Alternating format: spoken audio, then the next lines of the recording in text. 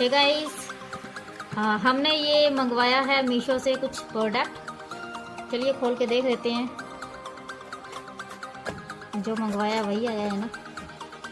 वैसे तो मैंने इसके अंदर एक लाइट मंगवाई है।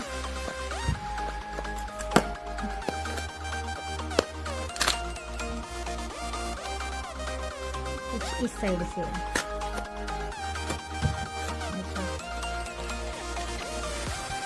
तो ये है सन मिनी यूवी एलईडी लाइट। तो इससे नेल्स के लिए भी काम होता है और रेजिन के लिए भी काम होता है।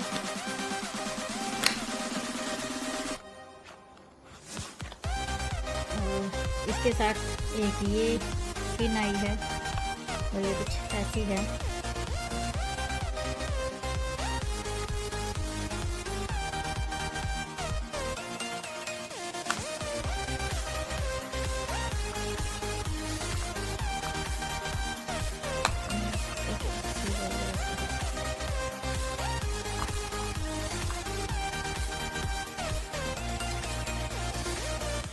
बंद है।